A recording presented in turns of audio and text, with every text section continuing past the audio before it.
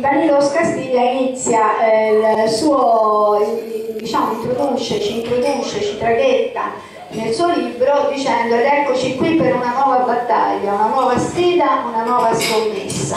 E sembra strano, no? Ascoltare in letteratura parole come battaglia, sfida, scommessa, e invece sono quanto mai idonee a un libro come quello del nostro amico Di Chieti, in quanto ci troviamo di fronte a un universo continuo di conflitti di idee, di passioni, di sentimenti. Il titolo mosaico farebbe pensare a dei tasselli che si vanno a incastonare in una sorta di puzzle, di mosaico.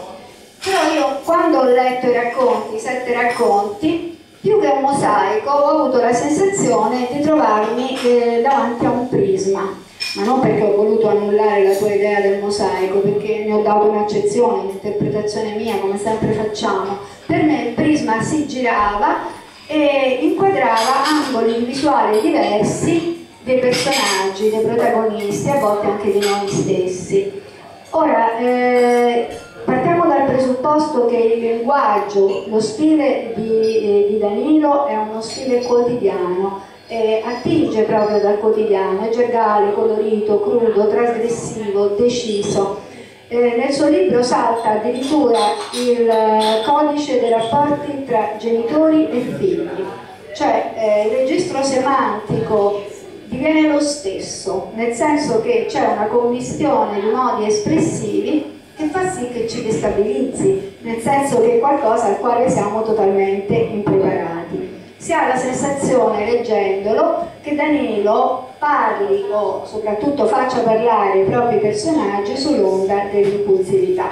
Lui ci tiene moltissimo ad evitare i luoghi comuni, le convenzioni, lascia che questo prisma che io immagino giri e inquadri i dualismi che caratterizzano tutti noi. Alcuni li abbiamo a livello inconscio, altri facciamo sì che lievitino, e lui, siccome non tende ad andare molto in profondità, prende in considerazione i dualismi che si vedono, quelli superficiali delle persone, quelli che non sono nascosti nei recessi della mente. Ha la caratteristica interessante, direi veramente, insomma, destabilizzante per chi legge, ma fino a un certo punto, perché poi desta molto interesse, di saltare rabbiosamente da un personaggio all'altro. E poi viene preso da delle onde fortissime di pietas che ti colpiscono come tuffi al cuore, ma che vengono subito stemperate dalla sua cifra sanguigna. Ora, in tutto questo, in racconti così forti, le chiuse sono tutte il levare, cioè lui cerca in tutti i racconti una redenzione finale, forse perché proprio nel suo cuore vi è una volontà di scrivere in modo trasgressivo, ma di redimere di fondo tutte queste persone, no? Quindi c'è una volontà profonda di redenzione, anche se poi la struttura dei racconti è come una sceneggiatura psichedelica: fuochi di colori, ondate di effetti a sorpresa che a volte sono devastanti, e ambiguità, mari di ambiguità. Infatti io partirei dal primo racconto. Massimo ha letto un brano tratto dall'ultimo, Scoprirsi e ritrovarsi era l'ultimo dei racconti di Danilo. Io parto dal primo, che si intitola Tanta voglia di, la cui protagonista Sonia è un incrocio, a mio avviso, poi insomma, tra Bocca di Rosa, la protagonista della canzone di De André, e una ragazza frustrata che annega la propria solitudine nella ninfomania, che è una sua inclinazione caratteriale, e nell'aspetto estetico reso più attraente con la chirurgia plastica. Ora, questa ragazza lavora in un sexy dream, si esibisce in un sexy dream. Perché? Perché a volte nella vita si ha bisogno di dar senso agli eccessi per cercare di trovare una sorta di fedeltà in noi stessi, e non ci si rende conto che invece è proprio quando forziamo, no, la nostra natura che cominciamo a tradirci, cominciamo a ottenere l'effetto contrario, a perdere la nostra dignità. Quindi nell'intento di affermarla in realtà perdiamo la nostra dignità, ed è quello che avviene a Sonia. Infatti uno dei frequentatori del Sexy Dream, Luca, un ragazzo che non va come gli altri frequentatori solo per ammirarne la bellezza esteriore, ma perché è incuriosito da questa giovane e particolare, si esprime dicendo: a mio modo di vedere, una donna che ha l'autostima sotto i piedi e che pensa che il lato estetico sia tutto.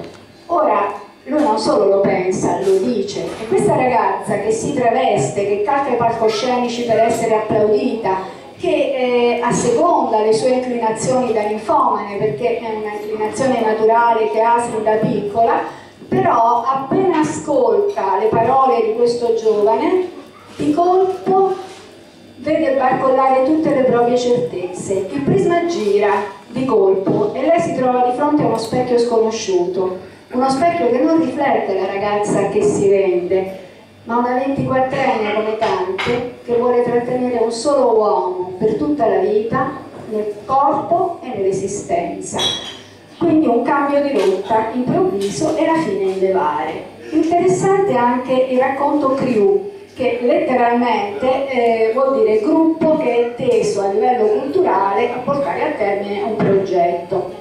Nel caso del racconto di Danilo il progetto non esiste, cioè lui narra la storia di un gruppo di 4 ragazzi e 3 ragazze dai tempi turbolenti della pubertà a quelli molto più ribelli della tarda adolescenza, e focalizza l'attenzione sui maschi non perché sia maschilista, anzi è uno che ha un rispetto profondissimo dell'elemento donna, ma perché vuole cogliere nel corso degli anni come si delineano certe caratteristiche, certi ruoli nell'ambito di una comitiva. Per esempio tende a prendere in considerazione il gruppo, parlo dei maschi, che rischia di diventare branco, una realtà quanto mai attuale. Poi la solitudine dei singoli, che li spinge spesso a unire calcio e politica, che possono diventare una fonte di forza apparente. Poi lo sfoggio della virilità,